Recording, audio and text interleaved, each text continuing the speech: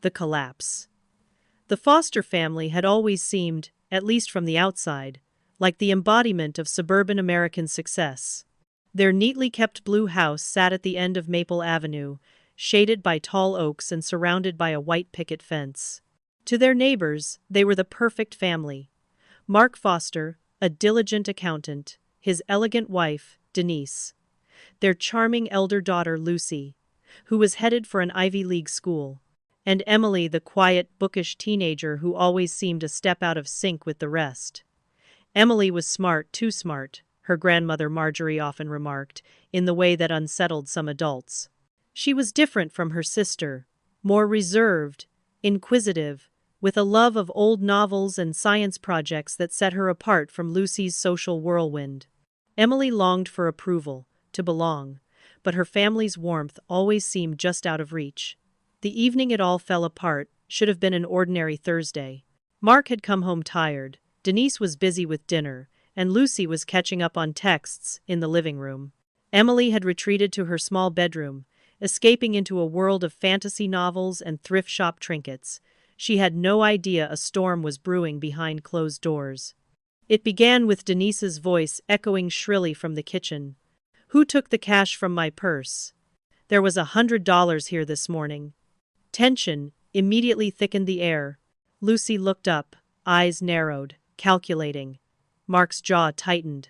The family gathered in the kitchen, each taking turns to swear innocence until all eyes landed on Emily, the odd one, who dared question family decisions before. Emily protested, her hands were shaking, her voice trembling, but her words fell flat against the wall of suspicion. "I didn't take anything, why would I?" But her voice was drowned out by accusations, each one more pointed than the last. Lucy, feigning injury, recounted how Emily had seemed distant lately, how she'd lingered near Denise's purse. Their grandmother, cold and sharp, chimed in. "I always said we shouldn't spoil Emily. She always thinks she's above the rules." Mark, usually fair-minded, seemed exhausted, unwilling to defend what seemed like a lost cause. Denise, consumed with anger and betrayal, demanded that Emily confess. When she couldn't produce the money or explain her movements, the verdict was swift. She had stolen from her own family. Emily's world crumbled. The living room, warm just an hour before, now felt like a hostile courtroom. Lucy looked away, guilt flashing across her face, but she said nothing. Mark's disappointment cut deeper than any punishment. But it was her grandmother's words that froze Emily to the core. "Pack your things. If you can't respect this family, you don't belong in it." Empty, stunned, Emily walked upstairs. She gathered her most treasured possessions in silence, the battered copy of Anne of Green Gables, a faded photo of her as a child before the distance had grown, a journal tucked well out of sight. No one offered to help. She heard her parents' voices downstairs, sharp and final. Lucy sobbed, half genuine, but made no move to stop her sister from leaving. As dusk deepened outside, Emily stepped out of the house. She looked back one last time, hoping for mercy, for someone to stand up for her. No one came. The door shut, soft but irrevocable, behind her. Her heart pounded with disbelief, humiliation, and a grief so dense she could barely breathe. With nowhere to go, Emily wandered into the night. Behind her, the perfect facade of the Foster family remained intact for the world to see, but inside, something irretrievable had already shattered. Years in exile night pressed down like a weight as Emily walked away from the only home she'd ever known. She clutched her faded backpack to her chest, the contents inside all that remained of a life now closed off to her. Above, the suburban streetlights hummed, indifferent witnesses to her misery. Each step was heavy, every breath sharp with disbelief.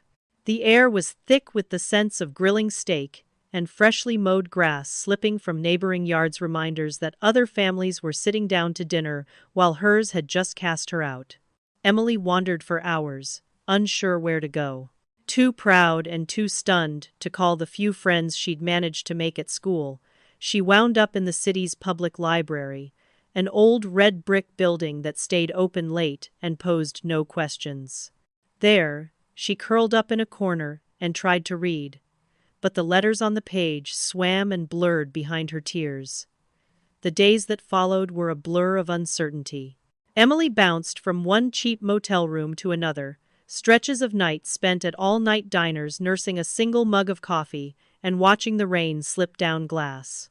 She sold her childhood trinkets at pawn shops one by one. A silver charm bracelet Lucy had once given her, a stack of dog-eared paperbacks. For the first time she understood just how quickly safety and comfort could dissolve. Yet beneath the ache, a quiet determination flickered. Emily refused to return or beg for the family's forgiveness, no matter how bad it got. Instead, she resolved to survive then, one day, prove to everyone, especially herself, that she was worth more than their verdict. Finding work proved hard. She was still months shy of turning 18 and had no references. A greasy diner on the edge of town finally gave her a job washing dishes and bussing tables. The work was grueling, her hands always pruned and raw from hot water and scouring. Yet Emily sank into the rhythm, letting the clatter of plates and the sizzle of the grill drown out the jagged thoughts that plagued her. It was at this diner that she met Mrs. Hargrove, a retired school teacher who came in every Thursday afternoon to grade papers over black coffee and blueberry pie. Something in the potty down, Emily's quiet attentiveness caught the older woman's eye. After weeks of short conversation, Mrs. Hargrove began to ask gentle questions, gradually coaxing out the edges of Emily's story. Instead of pity, Mrs. Hargrove offered practical help, a spare room in her modest house, guidance on taking the GED, and encouragement to apply for community college courses. For the first time in months, Emily felt a faint glimmer of safety. Nights previously haunted by nightmares of what she'd lost were now spent poring over textbooks or scribbling ideas in her journal. She began to see, bit by bit, that the world beyond her family might hold spaces where she could belong. Still, Emily couldn't cut off her past completely. The Foster family's polished social media accounts reminded her daily of what had been taken. Mark's Facebook posts bragged about Lucy's academic trophies and Denise's home renovation projects. At Thanksgiving, a glossy photo featured all four Fosters, her old seat at the table conspicuously empty, never mentioned, her existence erased. It stung with a fresh intensity each time, but instead of driving her to despair, these images became fuel. They reminded Emily that the life her family displayed to the world was a fabrication, glossing over the wounds they'd inflicted. Struggling through her first years alone shaped Emily in unexpected ways. She learned to eat alone with dignity, to ask for help only when no other option remained, and to rely on her own judgment above all. Through exhaustion and humiliation, she built a foundation that her family could no longer shake. Even her dreams transformed, not of belonging, but of returning on her own terms. By the third year, Emily's effort paid off. She passed her GED with honors and was awarded a scholarship for community college. With every small victory, she grew more resolute. The girl who had left Maple Avenue broken and silent was slowly being replaced by a young woman both watchful and keenly aware of the world's expectations and its betrayals. Still, the shadow of the Foster family loomed as both wound and motivation. Emily promised herself she would come back not as the victim they had made her, but as someone they could neither ignore nor discard. These years of exile would not be for nothing, she swore it, quietly, to herself and the night, as she watched the lights across the city flicker into the dark. The plan to return 3 years had passed since that night on Maple Avenue, but for Emily Foster, every memory remained razor-sharp. The sting of betrayal had lingered, molding her resolve into something formidable. The shy, uncertain girl who'd once shrunk into the background was gone. In her place stood a woman forged by adversity, methodical, focused, and quietly burning with the desire for justice. Emily's appearance was the first thing she changed. Her hair, once long and chestnut, was now a sleek, professional cut, dyed a cool, ashy blonde. Years of discarded thrift store clothes had been replaced by crisp, modern suits and dresses, each chosen with purpose to blend into her new world. She'd learned the subtle arts of presentation, how to look someone in the eye without flinching, how to perfect a polite smile, how to hold a conversation with just enough charm to be memorable, yet guarded. The name on her documents was different too. Emily Foster was now Emma Carter, an identity constructed with care and a little legal help from Mrs. Hargrove's old contacts. "You're not running away, Mrs. Hargrove had said. "You're giving yourself a new start. Never let them define who you get to be." The words echoed in Emily's mind as she forged ahead. Her life over the past year had transformed dramatically. Scholarship in hand, Emily excelled at community college and parlayed her achievements into a transfer to a respected state university. She dove into business administration and information management, working part-time at a boutique marketing firm. It was there that she learned firsthand the power of secrets, how a clever bit of research or a carefully placed rumor could topple even the most well-groomed reputations. In her spare time, Emily built a private dossier on her family. Mark's promotion history at the accounting firm, Denise's involvement in local charity boards, Lucy's burgeoning business ventures, her grandmother Marjorie's investments.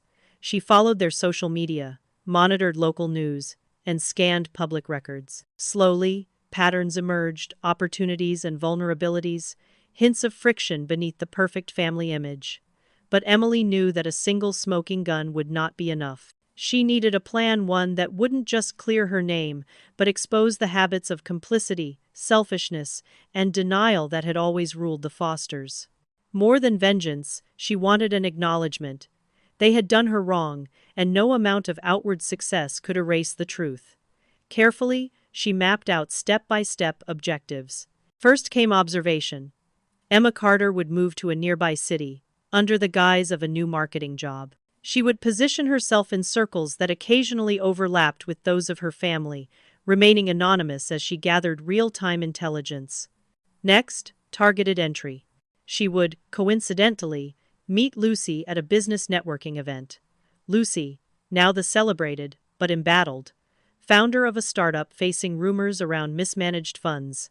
It would be easy, Emily realized, to win her sister's trust through a casual offer of support or advice. After all, Emma Carter, with her newfound expertise, had helped other struggling entrepreneurs. The step after that would be the infiltration of family networks. Emily planned to offer pro bono digital marketing advice to one of Denise's charities, knowing that her mother prided herself on managing image above everything else. Marjorie, her grandmother, would be harder. Wary and sharp, the woman stood watch over family secrets like a hawk. Emily resolved to approach her through a local investment group, feeding her select information that would make her question her grip on the family. But perhaps the most difficult part was emotional preparation. The prospect of facing her family, of seeing Lucy's face still so open, Denise's calculating gaze, Mark's weary, distant demeanor filled Emily with a cold anxiety. Doubt crept in at night, whispering that she might falter, that the old wounds might reopen. She faced those doubts by writing out her intentions, page after page, a manifesto that blended fury and hope. It was not just about setting the record straight. It was about reclaiming her story, building a future on her own terms rather than as the victim they'd left behind. In quiet moments, Emily wondered what she truly wanted in the end. Revenge? Justice? Or the kind of closure that might finally let her breathe easy? She didn't know. But she understood one thing with utter clarity. This time, she would not let herself be ignored, erased, or silenced. Standing at her new apartment window, the city glowing beneath a velvet sky, Emily watched the headlights drift by. Each light was a possibility, each night a step closer. She was ready. The plan was set, meticulous and patient. Soon, the Fosters would have to reckon with what they'd done, and with the woman they'd made. The first encounter. The fall air was crisp, the late afternoon sun casting a golden splendor through the glass facade of the downtown conference center. Inside, Voices dampened to polite murmurs as business cards shuffled and drinks clinked on polished cocktail tables. Emma Carter, once Emily Foster, watched the room with a calm, practiced gaze. Every movement controlled, though her nerves pulsed beneath perfectly ironed sleeves. It had taken months of careful planning to reach this moment. And now, at a discreet 2 months networking event she'd orchestrated to be at, her older sister Lucy was only steps away. Lucy Foster was, on the surface, radiant. She had grown into the promise of their youth, a striking businesswoman, famous in local circles for her tenacity as much as her charm. Her copper hair was artfully curled, her navy power suit perfectly tailored, and her voice rang out in confident, easy cadence as she fielded questions from a small crowd. But up close, beneath the practiced expression, Emma sensed fatigue, a subtle tension in Lucy's jaw, a glimmer of worry that leaked through her laughter. Rumors had reached Emma already. Lucy's tech startup, once lauded in business magazines, was floundering, beset by financial questions and whispered accusations that board members had begun to turn elsewhere for leadership. Emma waited at a table near the coffee bar, biding her time. She scanned the program schedule, occasionally jotting notes and answering emails as cover, never once letting her eyes stray far from Lucy's orbit. Every interaction felt charged with potential, like electricity waiting to arc. When Lucy finally approached the coffee station, Emma seized her opportunity with surgical precision. She reached for a napkin at the same time, deliberately making eye contact. "Sorry," Emma said, her tone warm and open. "I think we're both under-caffeinated for this much small talk." Lucy gave a genuine, if weary, chuckle. "Ain't that the truth? I'm Lucy, by the way. Upton Digital." "Emma Carter," Emma replied smoothly, extending her hand. "Crestline Marketing. I loved your panel about user acquisition last year." Lucy brightened. Nothing flattered her quite like professional recognition. "You were there? That was a tough crowd. Glad to see someone stayed awake." They shared a laugh and fell into conversation. Emma guided the exchange lightly, never dominating, letting Lucy talk about the challenges her company was facing while keeping her own history carefully veiled. She let little insights slip, suggestions about digital outreach, subtle references to PR strategies, each one carefully crafted to sound useful yet unobtrusive. Within 15 minutes, Lucy was leaning in, lowering her voice. "Seriously, though, if you have any new ideas about media engagement, I'd love to hear them. It's been a rough few months." Emma hesitated, then said softly, "Everyone's struggling with reputation management these days, especially legit founders. I actually helped a startup out of a similar funk last quarter." A pause. Sometimes it helps to bring in a fresh set of eyes, someone who wasn't there from the start. Lucy's eyes were steady but haunted. "It's hard, you know, when people around you start to doubt. Family can only help so much." Emma's heart squeezed, but her face betrayed nothing. "I get it," she said, choosing her next words with care. "Sometimes, the hardest part is knowing who you can trust. Even people you thought you knew, sometimes they flip on you when you least expect it." Lucy's gaze faltered for just a breath. "Yeah," she murmured, almost too quietly. "Sometimes they do." Emma tucked away that small victory. Planting the seed of old doubt was her first step. She offered Lucy her card. "No pressure, but if you want to talk privately, I'm a good sounding board and I don't mind taking a look at your strategy, free of charge. Sometimes it's easier to open up to a neutral party." Lucy smiled, a little more hopeful than before. "Honestly, that would mean a lot. I'll shoot you an email?" "Looking forward to it." Emma returned the smile, careful to keep it warm but not overly familiar. The meeting had gone better than hoped, and her mind was racing with the implications.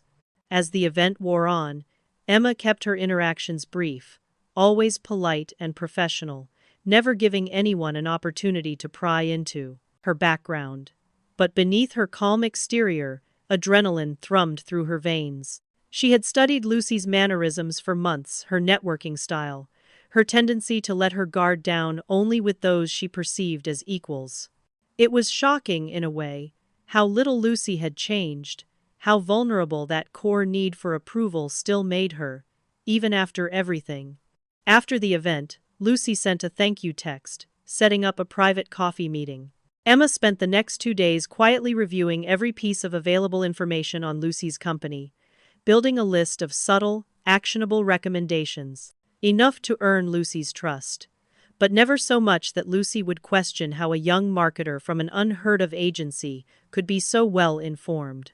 Emma embedded questions about company finances disguised as offhand observations into her presentation, watching for cracks in Lucy's facade. Their second meeting was even more revealing.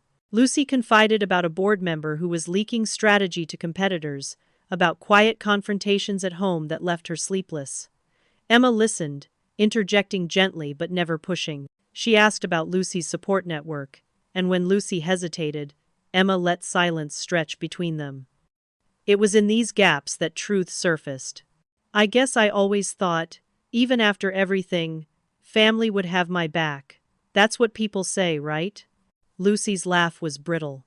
Emma offered a sympathetic smile. "You'd be surprised what people are capable of when they feel threatened." A long pause, heavy with the weight of memory neither of them articulated. In the weeks that followed, Emma embedded herself further in Lucy's world.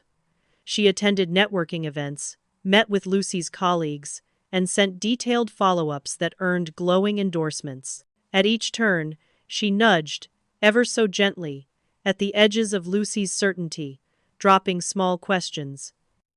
Had Lucy ever doubted what really happened that last summer at home? Did she still talk to her parents about it? What if some things she'd always believed weren't quite the whole truth? Lucy never pieced it together, not yet, but she grew more reliant on Emma's support, calling late at night for advice, venting about family dinners that always ended in arguments she couldn't understand. She confessed how she sometimes stared at old photos, wondering where it had all gone wrong. For Emma, every call was catharsis and torment. She wanted to shake her sister, to demand, "Why wasn't I worth believing?" But she didn't. Revenge demanded patience. She had to keep Lucy close enough to plant seeds of doubt, but not so close that her disguise would fail. As September deepened and the leaves along Maple Avenue flared red and gold, Emma knew she had crossed the threshold. Lucy trusted her. The time would come, soon, to pull at the next thread in the tapestry, to use this connection as a bridge to the rest of the Foster family. But that night, alone in her apartment, Emma pressed her phone to her heart. She allowed herself a rare moment of softness, letting the ache of what was lost wash over her, then buried it with iron resolve. This was just the beginning. The first encounter had gone exactly as planned, and for the first time in years, Emily Foster, Emma Carter, felt the faint and dangerous scatterings of hope. Approaching grandmother and parents, Emma Carter had tasted the first glimmer of victory with Lucy, leveraging the fractured trust between sisters into a wedge that would slowly widen. But as autumn advanced, Emma knew the real shadows in her past did not just belong to her sibling. They wore the faces of her grandmother and her parents, the three adults who had, whether by calculation or weakness, turned the entire Foster household against a teenage girl. If Emma sought not only retribution but acknowledgement of the wound, she needed to look her past dead in the eye. It was time to approach the architects of her exile.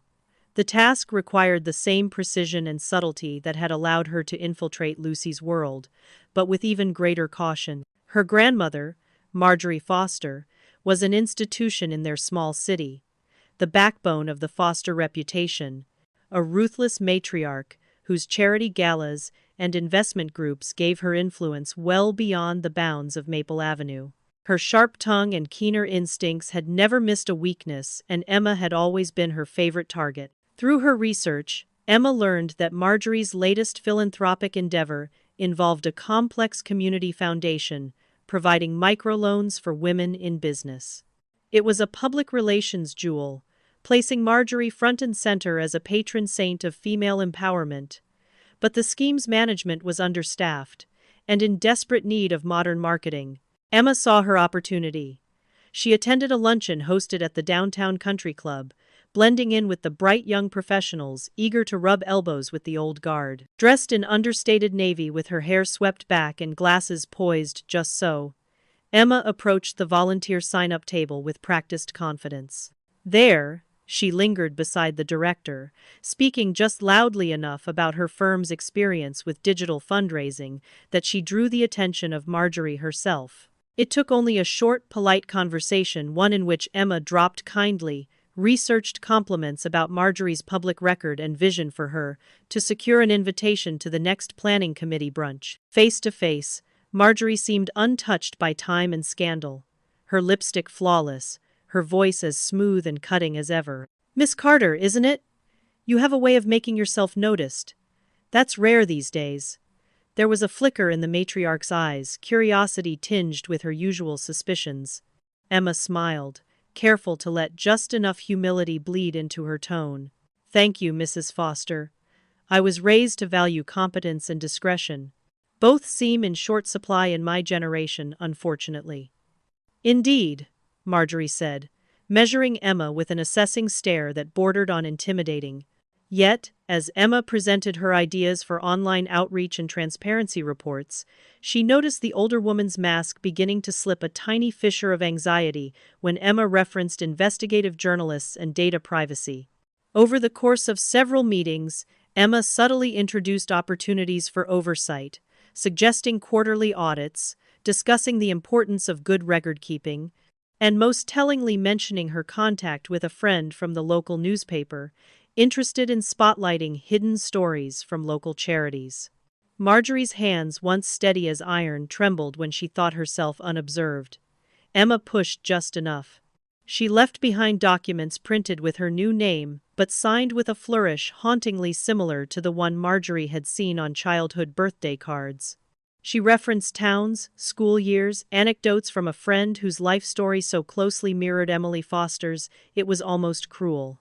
The result was inevitable. Marjorie, slow to admit her own paranoia, began to glance over her shoulder at every new committee meeting, haunted by the question, could this stranger know more than she should?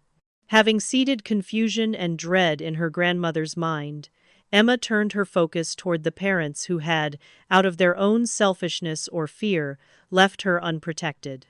Denise Foster, always relentless in her pursuit of status and perfection, now managed the PR for several local nonprofits, her life a careful calendar of events and carefully filtered Instagram scrapbooks.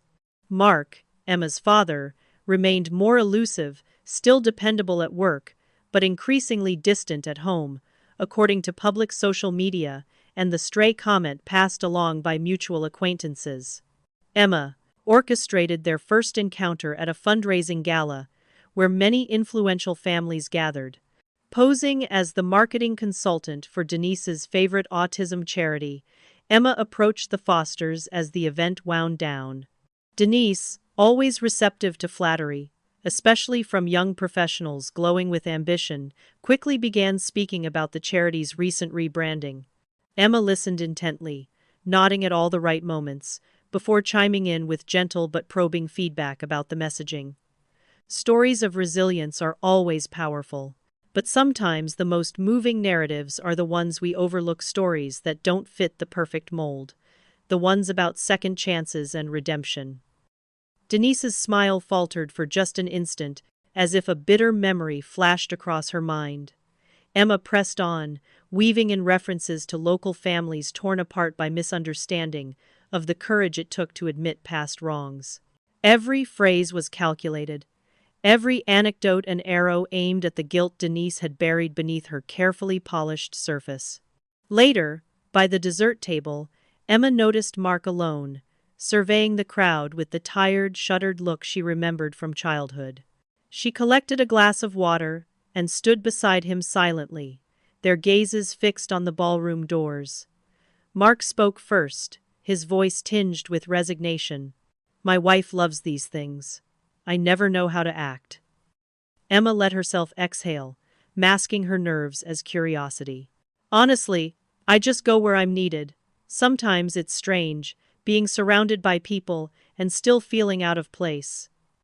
Mark nodded, glancing toward Denise and Lucy across the room. Families can be complicated. That one word, families, hung thick between them. Emma suppressed the urge to lash out, to force his recognition. Instead, she asked, "What makes them worth fighting for, in your opinion?" Mark's answer was fragile but honest. "I suppose, when you realize you failed someone who counted on you, and you can never take it back. All you can do is wish you'd been braver." For a moment, Emma could not breathe. Her father's regret, though unknowing, was palpable. Over the next few weeks, Emma maintained subtle pressure. She dropped offers to assist Denise on campaigns, always finding ways to discuss damaged reputations, rebuilding trust, the pain of public shame. She attended foundation meetings where Marjorie's nerves grew ever more brittle, and where her father's eyes found hers in moments of confusion, as if her presence tickled a memory just beyond recall. The foster home began to show tiny cracks. At dinner conversations, Denise grew short-tempered, Mark distracted and apologetic. Lucy picked at her food, stealing glances at her parents. And Marjorie, the impenetrable matriarch, began arriving late to meetings, clutching her handbag with trembling hands. By the time Thanksgiving approached, the edifice of denial Emma's family had built for years was beginning to tremble. She watched, silent but satisfied, as her presence spun invisible webs through the lives of those who had sent her away. The guilt, fear, and uncertainty she sowed began to eat at them from inside. Each interaction a reminder that the truth, however deeply buried, was refusing to stay hidden. But Emma was not finished. The game had only just begun. The truth unraveling Emma's influence wound its way quietly, almost invisibly, through the lives of the Fosters. What had started as subtle psychological nudges began to ripple outward, disturbing the flawless surface the family had cultivated for so long. As November deepened and the trees shed the last of their gold, new rumors started to circle, quiet whispers about the family's past and the cracks forming behind their pristine facade. It began with small things. At one of Marjorie's microloan foundation board meetings, an anonymous tip reached the foundation's legal advisor, warning of historical inconsistencies in accounting records for several fundraising events. Though no outright accusation was made, suspicion brewed beneath the surface. Marjorie's name, once a guarantee of integrity, was now tentatively paired with words like oversight and impropriety. She dismissed it all publicly, insisting it was nothing, but those closest could see the tension collecting at the corners of her eyes. Denise felt it too. One morning, during a coffee with fellow nonprofit directors, someone mentioned the new Carter woman helping with marketing on several local projects. The conversation turned, as these things often did, toward family, distant children, proud accomplishments, and, delicately, the topic of forgiveness. A friend remarked, "Sometimes the ones we push away become the ones who shape our narratives the most." Denise stiffened. The words caught her off guard, and she found herself thinking of Emily, her memory as persistent as a stone in her shoe. The stress filtered down to family dinners, where Mark grew more withdrawn, quickly volunteering to work late on tax projects and audits. Lucy, meanwhile, became increasingly anxious about her startup's looming crisis, and Emma, always present but always just on the periphery, offered strategic, well-timed advice, earning more trust even as Lucy's suspicions flickered to life. Emma began leveraging her new network around town, feeding carefully selected information to journalists, community partners, and board trustees. She never revealed herself as the Fosters' estranged daughter. Instead, she allowed the inconsistencies and half-truths already present within the family story to take center stage. Reports began to circulate about past charitable donations that were improperly accounted for under Marjorie's leadership. There were questions about a substantial check that had disappeared years ago, swept away in bookkeeping errors that no one ever, it seemed, able to explain. Local online forums hummed with speculation.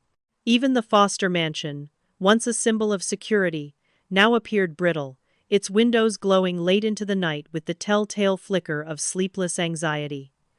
Lucy was the first to sense a pattern.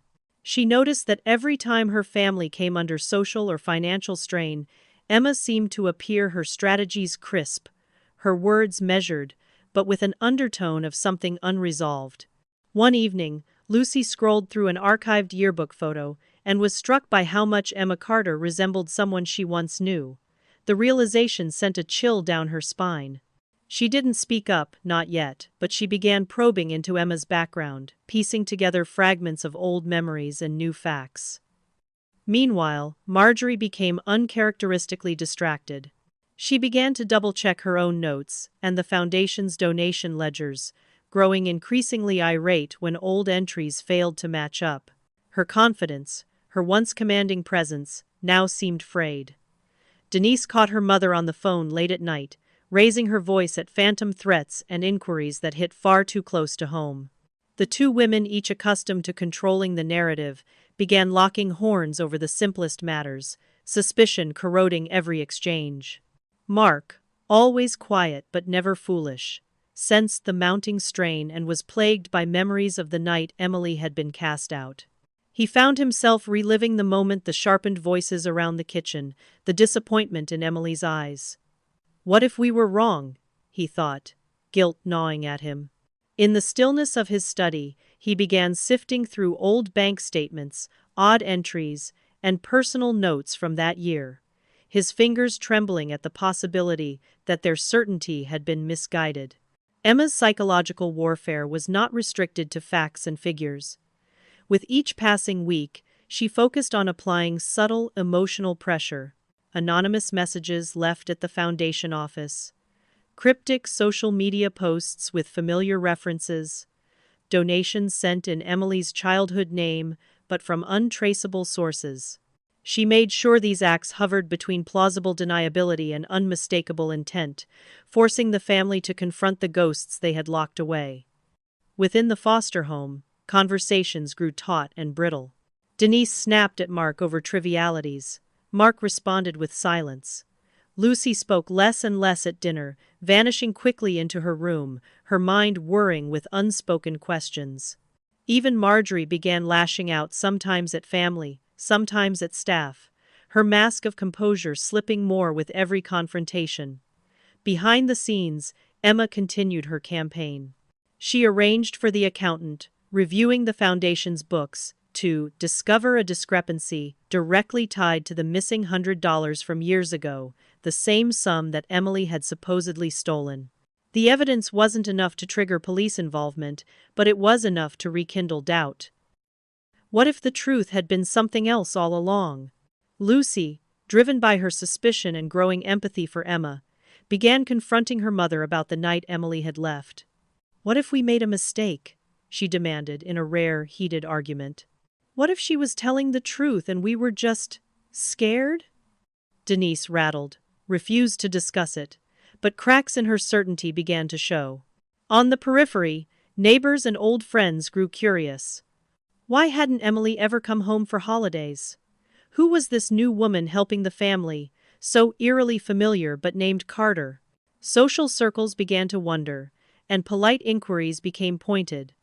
All the while, Emma's own resolve was tested.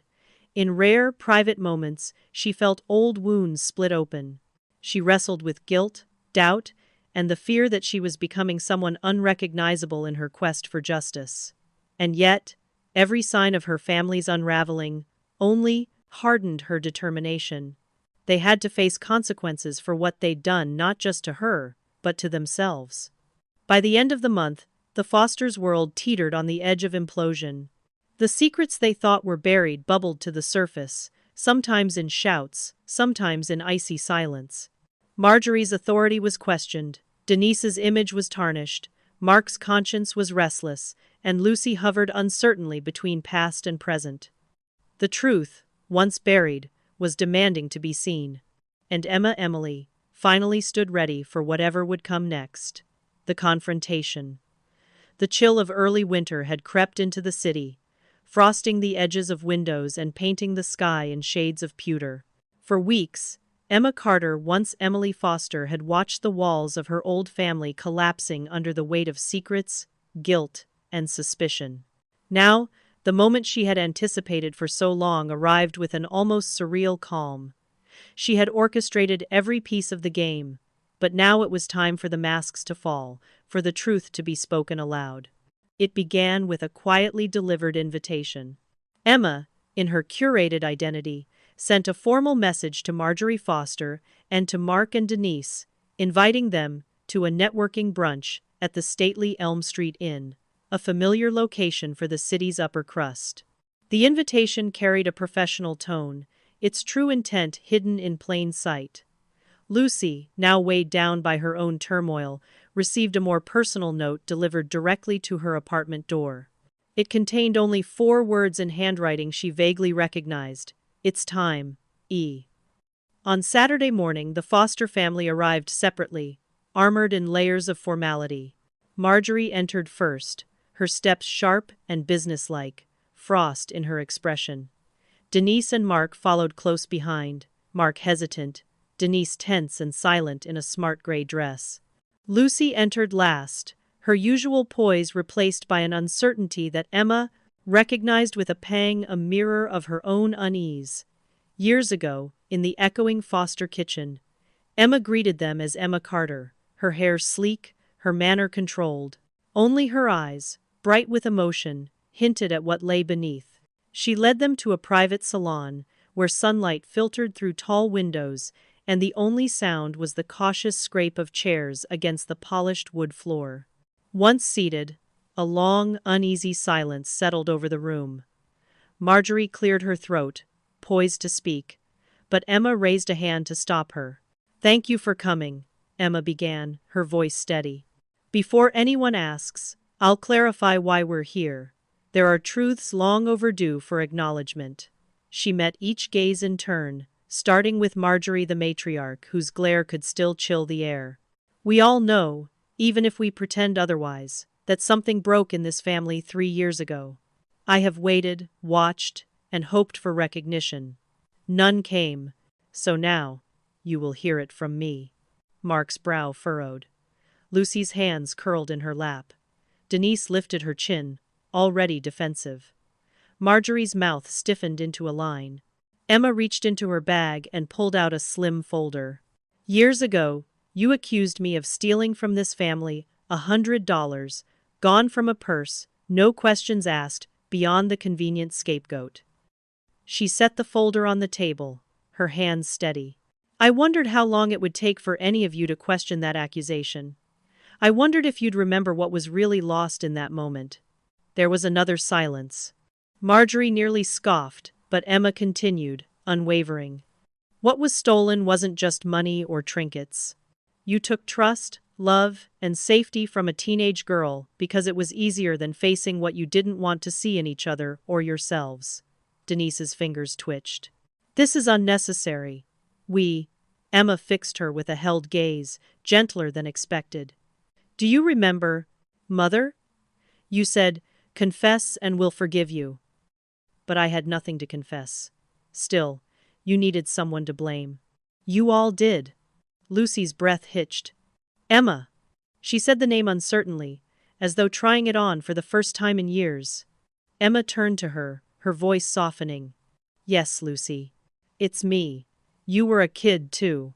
And maybe you just wanted everything to be as simple as it used to be." She paused. "But when I needed your voice, you looked away." Lucy's eyes filled with tears. "I never stopped thinking about that night. I wanted to believe it wasn't true, but..." She met Emma's gaze. "I don't know how to apologize for what I didn't do," Marjorie bristled. "We did what we thought was right at the time. Discipline." Emma cut in quietly but firmly. "What you did was protect your own legacy. You let innocence be sacrificed for convenience. And you never looked back." She slid evidence from her folder across the table, a printout. Bank records, security camera stills from the local bank, digital timestamps showing that the missing cash had later been deposited by someone else entirely. Evidence that the money had ended up covering one of Denise's overdrafts, perhaps misplaced by accident, perhaps not. Enough to raise more than reasonable doubt. Mark stared at the papers, his face pale. "Why? Why didn't anyone check?" "Why didn't I check?" "Because you wanted to move on," Emma answered softly. "You all did. And I was the price." The room filled with the tremor of realization. Denise turned away, one hand over her mouth. Marjorie sat rigid, lips pressed tight, her composure splintering. Only Lucy managed to reach out, her fingers shaking slightly as she covered Emma's hand. "I'm sorry," she whispered, tears streaking her cheeks. "I don't know how to undo it." Emma's eyes glistened. "You can't, but you can listen now." She took a breath, her voice trembling. "For the first time. I survived. I rebuilt my life. I carried your shame and my own. I am not here to beg for your acceptance, or return to your dinner table. I am here so the truth is out, and so you can't keep hiding from what you did to me or to yourselves." Marjorie glanced away, her age suddenly visible. Denise broke into ragged tears.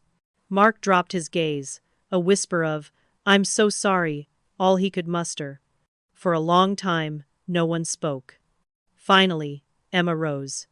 "You may never be able to fix what you destroyed. All I ask is that you stop pretending none of this happened. The world may see the Fosters as perfect, but I know differently. And so, now, do you." She paused at the door. "I am not the girl you cast out. I am someone you no longer have power over. This meeting is not for your comfort but for your conscience." As she stepped out into the brisk morning, Emma felt the weight she'd carried begin to lift. Her heart thudded in her chest not with revenge, but with release, the beginning of justice, the start of her true return, and for the fractured Fosters, their reckoning had finally and irrevocably arrived. Justice restored. News of the confrontation at Elm Street Inn swept quietly but inexorably through the social circles of Maple Avenue and beyond. Nothing had been posted online. Emma Carter was far too careful for that, but change, once set in motion, has a way of becoming visible. The Foster family's forced reckoning was no longer just an internal collapse. It left tremors felt in boardrooms, charity offices, and dinner parties across the city. The first sign came in the form of silence. Marjorie Foster, once the tireless matriarch with unwavering presence at every fundraising gala, quietly stepped down from the directorship of her cherished microloan foundation. Officially, she cited health reasons, but the whispers said otherwise. The anonymous auditor's report, meticulously prompted by Emma's hints, had innotation, uncovered procedural oversights, suggesting not malice, but a careless willingness to let tradition and power outpace transparency. For the first time in decades, Marjorie withdrew from public life, her absence more telling than any headline. For Denise, the hammer came swiftly. Board meetings formerly marked by her confident leadership slid into awkward silence as colleagues demanded clarification about old record-keeping and missing funds. The evidence Emma had laid out at the family meeting, and that Lucy, at last, corroborated, created a chain reaction. Denise found herself called before the oversight committee of her largest nonprofit client, forced to explain away the vanished money and the family scandal that now nipped at her heels. Before the season's end, she was removed from the PR chair of 2 local charities, her calendar emptied of invitations she had once taken for granted. Mark, always the silent backbone, followed a different path to public atonement. The guilt he'd wrestled with since Emily's exile became impossible to hide. He issued a statement to his firm and church group, owning that he had failed to protect his daughter and acknowledging the harm done. It was a painfully honest admission, lacking in excuses. Some colleagues shunned him, others forgave, but Mark understood now what Emma had meant by carrying shame and responsibility. He began mentoring teens in a job readiness program at the local community center, volunteering, not as the dignified accountant, but as someone who had witnessed how easy it was to discard the vulnerable. The sharpest reversal, though, belonged to Lucy. Far from unraveling, she took the lessons of her mother and grandmother's downfall and transformed them into her own campaign for accountability. Her startup initially wobbled as gossip spread, but Lucy addressed her board in a rare moment of transparency. "My family was built on the idea that you bury the uncomfortable truth," she said. "I won't build anything that way." Her honesty won back investors' trust, and she initiated transparency reforms, public audits, open-door policies, and mental health resources for her team.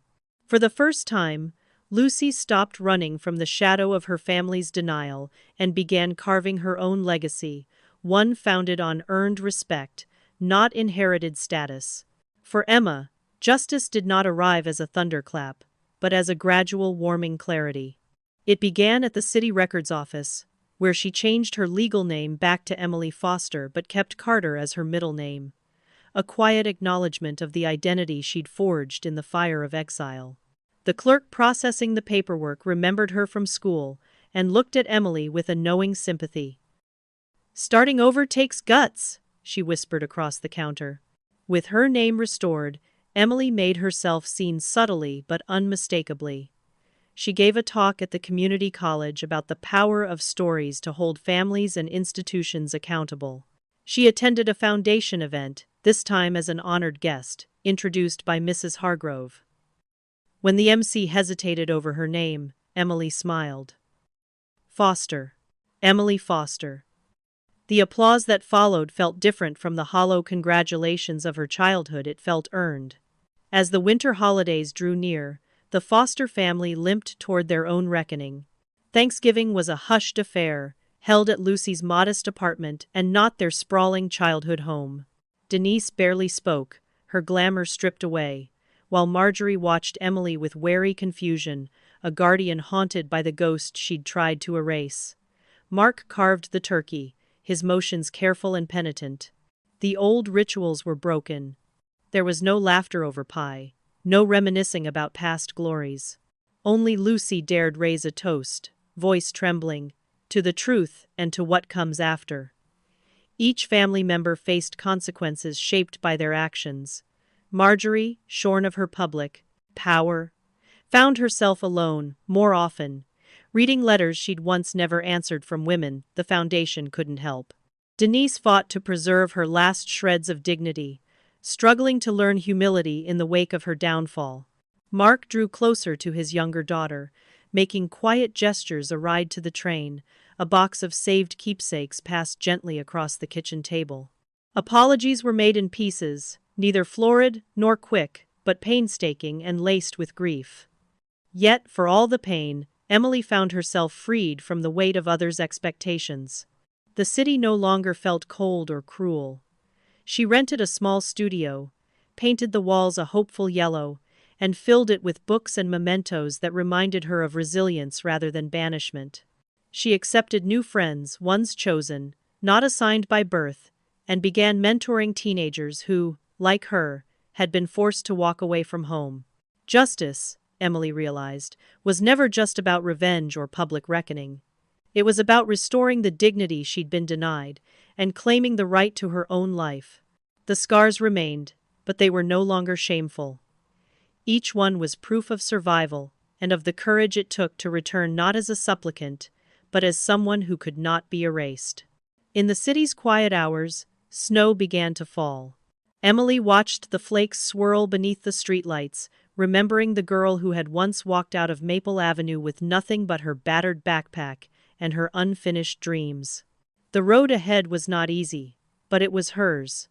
Justice, at last, was not only restored, but remade. Resolution, the choice to forgive, or not.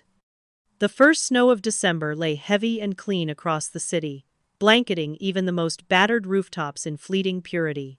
Within her small, sunlit apartment, Emily Foster woke to the silver hush of a new day. For the first time in years, she did not feel the old, reflexive ache of fear in her chest. The echoes of exile still lingered, but now they sang instead of screamed. She stood at her window, mug in hand, and watched the breath of the city rise in plumes over glowing chimneys. Life moved on, even for those who'd been left behind or cast aside. After the confrontation, only fragments of communication had come from her family. Mark sent stilted messages about hoping to do better and making amends, his texts oddly formal, as if every word were weighed against the past. Denise tried to reach out in halting, awkward phone calls, sometimes breaking down in the middle, sometimes launching into defensive explanations no one had asked for. Marjorie kept a rigid silence, broken only once by a crisp Christmas card, unsigned except for a looping M. Lucy wavered between sorrow and hope, writing emails full of questions with no easy answers. Emily found herself at the crossroads of her own story. Justice, she had realized, was not a clean cut. There had been no courtroom, no dramatic public vindication, only a quiet reckoning and the slow, faltering collapse of illusions. The city had responded as cities do, with gossip and then with indifference. Emily herself became something of a local myth, a name at charity events, a subject of cautious admiration, but rarely spoken of in the same breath as the Fosters anymore. Yet, the old ties, blood, memory, longing, were not so easily severed. She spent her days working with teenagers at the library, running workshops on creative writing and resilience. She met with Mrs. Hargrove, whose gentle wisdom now felt like a safe harbor. She painted, wrote, cooked, filled her walls with color and new music, trying to build a home out of what once had been a fortress of solitude. But at night, unanswered questions pressed in. Who was she, now that she wasn't a scapegoat or a runaway? Did growth require the grace to forgive those who had wronged her so profoundly? Or was forgiveness only another word for surrender, for erasing the pain that had, in many ways, defined her strength? The week before Christmas, Lucy emailed, asking to meet. Her words trembled with uncertainty. I understand if you say no, but I want to try. For real this time. After some hesitation, Emily agreed. They met at a quiet coffee shop off a side street, a safe place outside the glare of old expectations. Lucy arrived first, her hair wind-blown, her jacket buttoned wrong. She looked years older than when Emily had last seen her at the confrontation, a woman changed by regret and the discipline of self-reflection. Thank you for coming, Lucy said, voice soft as snow falling. Emily sat down across from her. The silence between them was not empty. It vibrated with all they could not say. I don't even know how to start, Lucy admitted. We were all so stupid. I was scared. I think a part of me knew you wouldn't. But it was easier to go along than to fight everyone. Emily traced a finger around her mug. It cost me everything. But it cost you too, just differently. Lucy's eyes stung with tears. Is there a way back? Will you ever forgive us? Me? Emily was quiet for a long time. Forgiveness isn't a switch. I can't just give it because you need to hear it or because I want to move on. But I'm trying. I think maybe the first step is this talking, owning up, not pretending. Lucy nodded. Can I try to be your sister again? Or is that just gone? Emily's answer came softer than she expected. We can try. But we have to be new people, not just who we were before. The meeting ended not with promises, but with an understanding. Forgiveness is a process, a shared labor, not a gift, nor an erasure. For the first time, both sisters left with hope, not for restoring the impossible past, but for building something honest in its place. Later that week, Denise sent an email titled, No Excuses, Only Regret. It was clumsy and long, filled with her struggles to accept what she'd done, and the terror of losing her family's image forever. Emily pressed reply, hands trembling. She wrote, Mom, the hardest truth is that I wanted so badly to come home. I waited, and then I learned to live without waiting. I am not angry anymore, but I am still hurt. For now, all I can offer is a willingness to listen. I don't know where this goes, maybe nowhere. But I hope you find your own peace. You'll have to earn trust back piece by piece, just like I had to earn my own freedom. As for Mark, their first real conversation happened by chance in a grocery store aisle bright before New Year's. He looked older, thinner, and strangely gentle. They exchanged small talk and then, awkwardly, Mark said, You didn't deserve what happened. I failed you as a father. There was nothing performative in his voice, just sorrow, heavy and plain. Emily touched his arm, brief and forgiving. We survive, that's what matters. But Marjorie remained an outlier, her bitterness radiating from absence. It was Lucy who confessed later that their grandmother had begun seeing a counselor, her proud silence warping under the weight of loss and guilt. December faded into January. The world returned to its routines, no family, no matter how notorious, remaining at the center for long. Emily sometimes wondered whether she would ever be able to say, "I forgive you," and mean it. In rare moments of reflection, she realized that forgiveness was, paradoxically, not just about her family at all. It was about claiming authority over her own pain, transforming it into empathy, boundaries, and clarity. Forgiveness, she decided, was less about setting the Fosters free than about setting herself free from resentment. Some days, she managed it better than others. Some days, she didn't try. Spring arrived almost imperceptibly, sunlight stretching over the hills and coaxing crocuses from beneath last year's leaves.